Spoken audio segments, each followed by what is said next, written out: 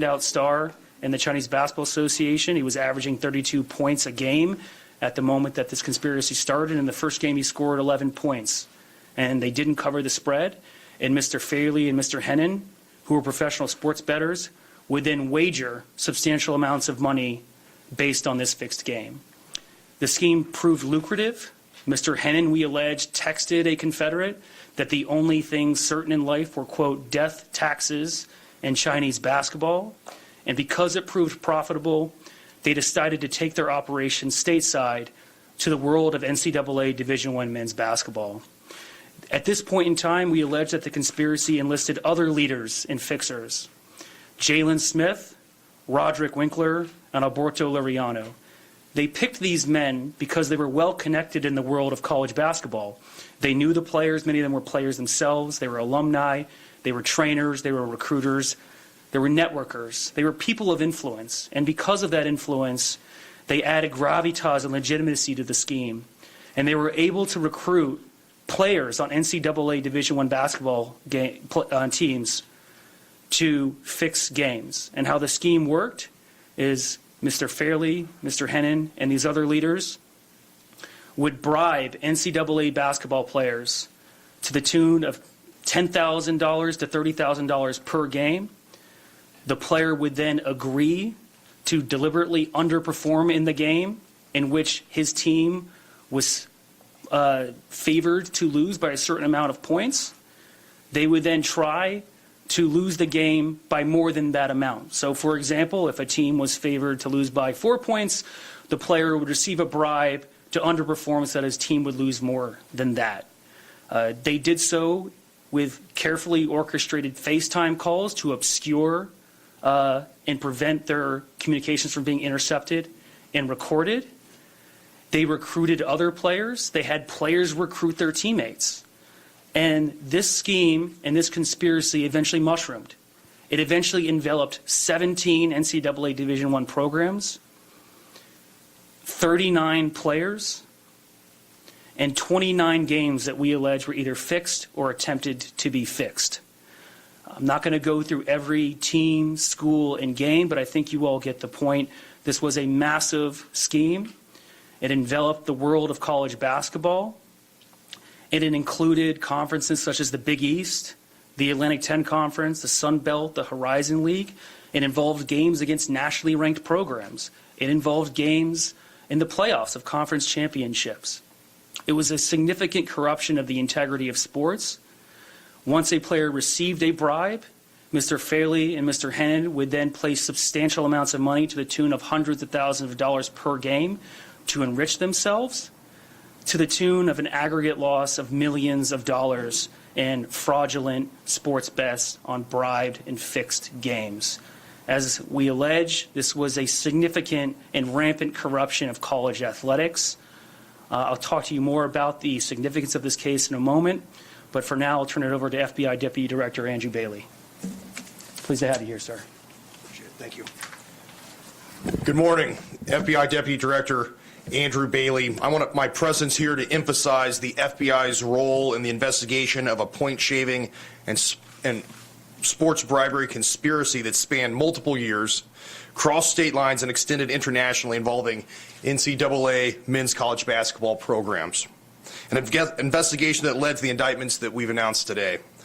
I'll take the next few minutes to reaffirm the FBI's unwavering commitment to protecting the American people and highlight the exceptional work of the FBI teams whose dedication and professionalism made these indictments possible. Over the past 2 years, the FBI's Philadelphia field office has conducted a wide-ranging investigation into a point-shaving conspiracy involving at least 15 NCAA men's college basketball teams. To date, several individuals have already been charged and held accountable. Today, as a result of the exemplary work of our Philadelphia field office, 20 additional defendants were indicted for their alleged roles in this scheme.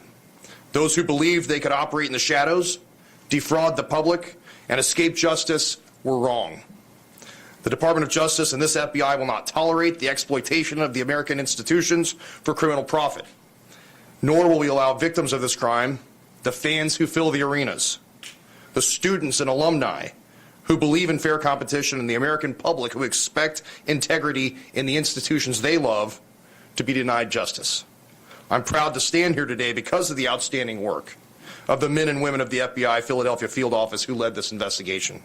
I also want to thank our outstanding partners at the U.S. Attorney's Office for their leadership, coordination, and courage to bring the wrongdoers to justice.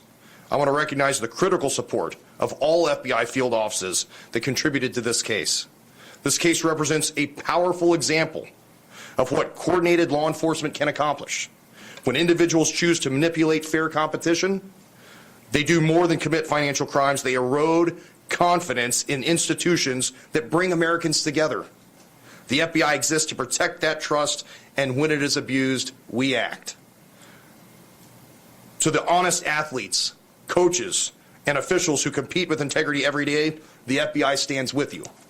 To those who choose corruption, fraud, and betrayal, we will find you, you will be investigated, and we will hold you accountable. Thank you. With that, I'm going to turn it over to Special Agent in charge of our FBI field office here in Philadelphia. All right, thank you, sir. I do want to begin with a thank you to you. Your presence here this morning means a lot to the office, means even more to the case team. Thank you.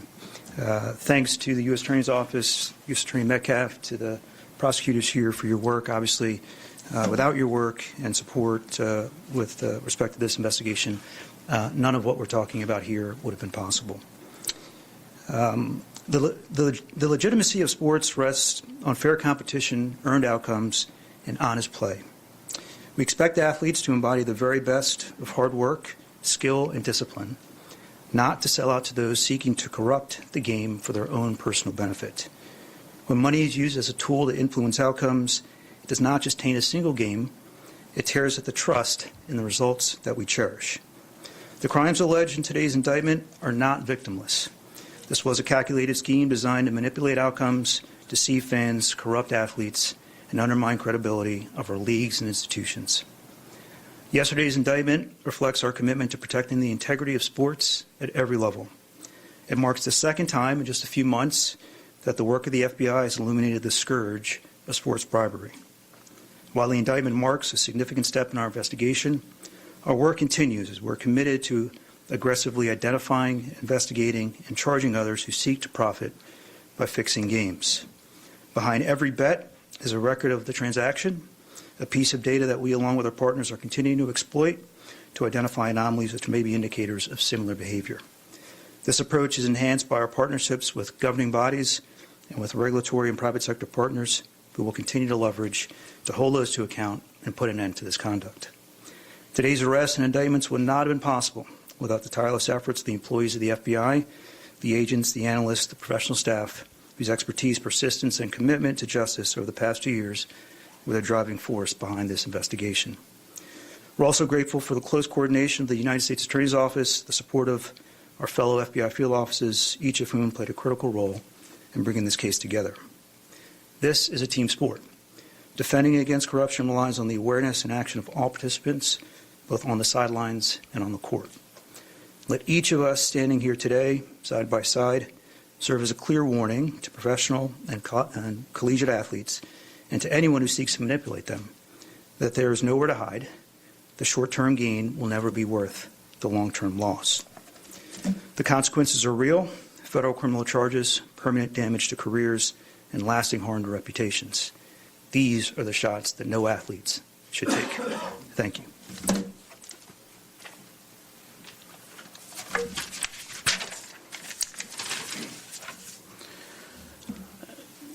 As the United States Attorney, I present this case in that capacity, but I do have to say that the true credit belongs to the line FBI agents and the two gentlemen beside me.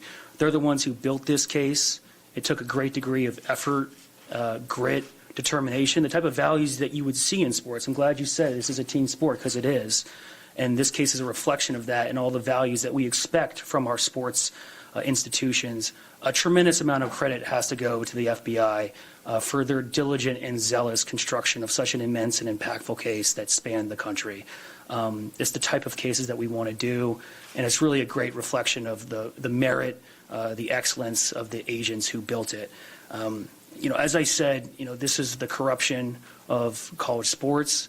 There is a substantial interest, public interest, in the integrity of sports. A great value of American society is a free, fair, and level playing field. That's why we have antitrust laws to protect competition and commerce. We have insider trading laws to protect the integrity and a level playing field in securities markets. And that's why we have the Sports Bribery Act to protect the integrity of collegiate sports. Sports in many ways are a microcosm, a metaphor for American society and our values. It means something a great deal to us. And when criminals rig the outcome of games for the purpose to lose, rather than to win, we all lose. And that's why we're here today. This is a significant case. I'll take some questions in a moment. Before I do, I want to say the investigation is ongoing.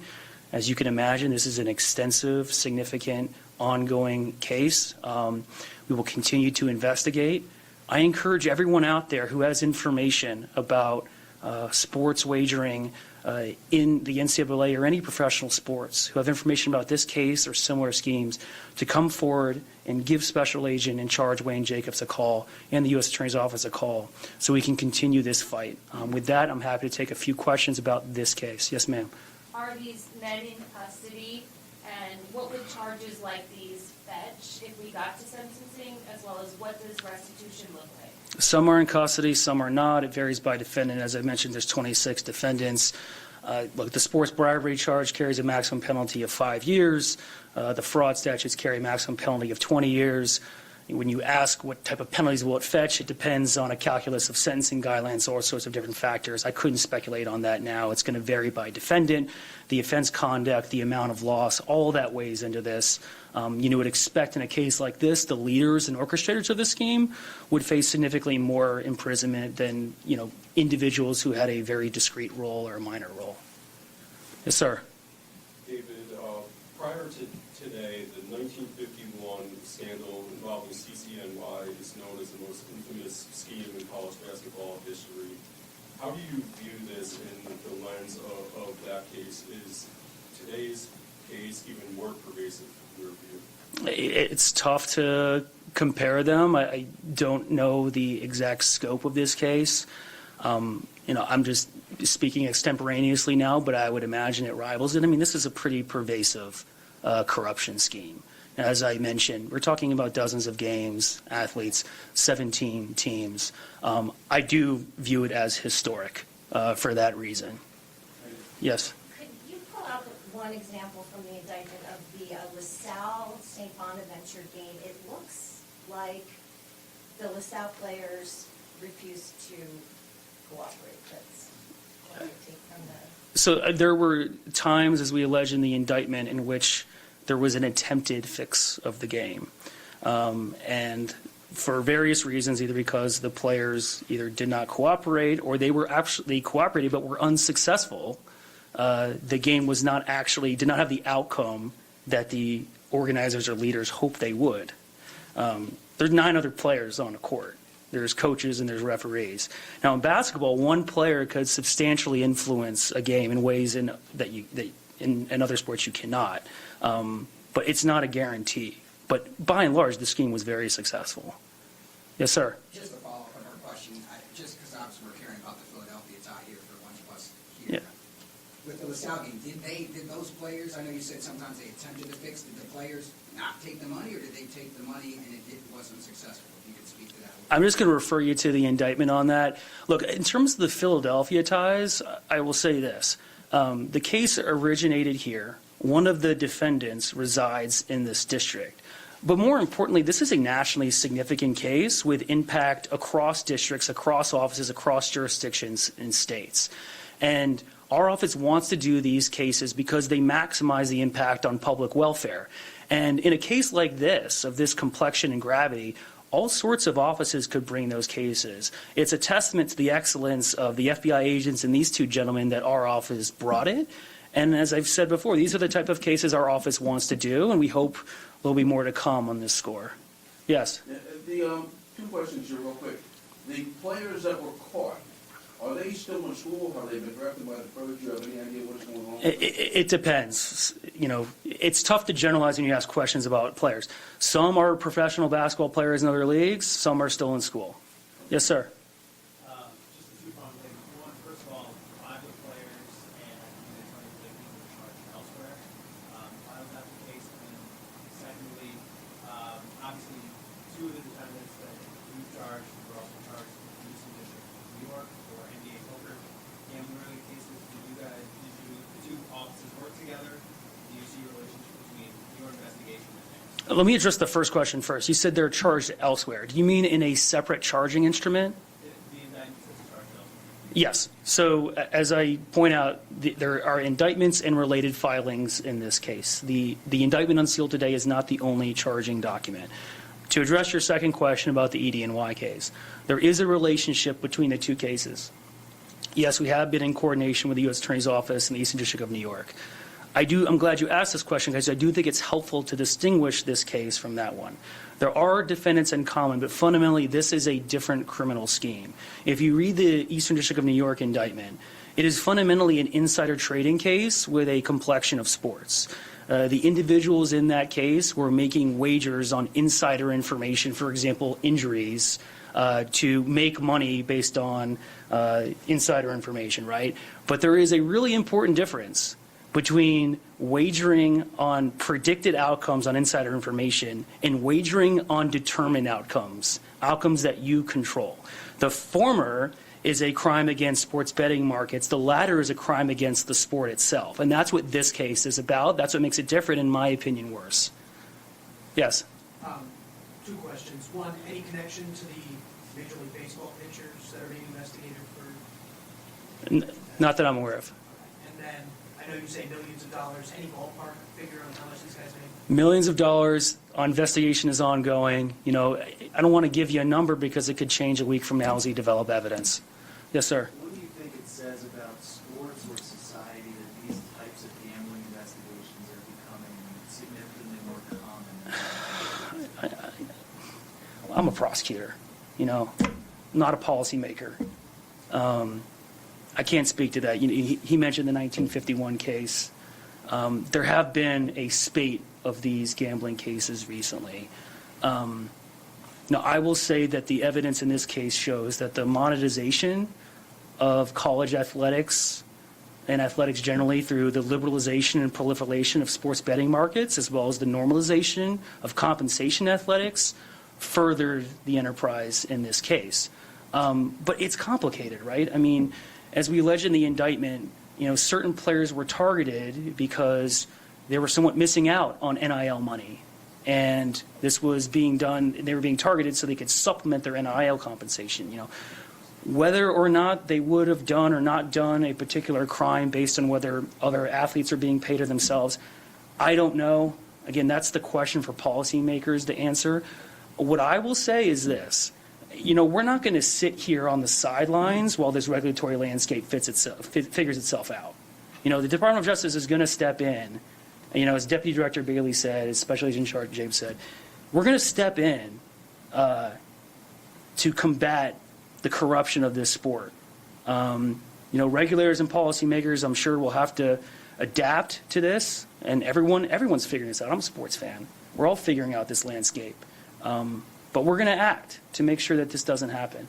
Yes? Last question I had was, the people that actually legitimately bet and legitimately lost, there's no recourse for them. They've lost their money. I have no idea. I mean, that's not our decision to make.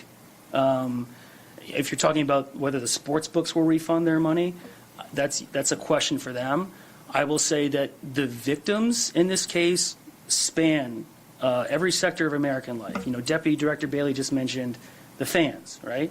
You also have the honest athletes, the teammates of these players who are working their tail off. You know, I'll speak personally for a moment. I'm a college athlete. Jerome's a college basketball player. You know, we all wake up every day to hard work with a team. You know, you mentioned the team sport. As a collective, you know, sports taught me everything that I know. Every good quality I have is from sports. You know, hard work, adversity, learning how to lose. This totally flies in the face of all of that. And we lose a lot. Everyone is victimized by this case. It's not just the people who lost money on the sports betting games. That's what I hope I would convey to you, is to think of the victims in this case in a far more broad way. Yes, sir. Can you elaborate at all more on how these guys were so seemingly able to access so many players so easily? Yeah, I think, again, that is a critical part of the scheme. I'm glad you asked that question, because the leaders of this conspiracy, we allege, were successful because of their connections in the college basketball world, and it varied, both formally and informally. They were players, they were recruiters, they were trainers. Defendant by defendant, again, I would just refer you to the indictment. One more question, yes. How did you first get knowledge of the scheme? Obviously, I did that and says, seems to be Chinese basketball games. I'm not going to answer that question. I'm not going to divulge sources and methods. What I will say, again, is repeat, my ask to everyone, if you have information about this scheme or others, to please pick up the phone and give us a call. Thank you, everyone, for your time. I appreciate it. Thank you. Jalen Smith We're is good. not the Thanks. Chicago Bulls player, right?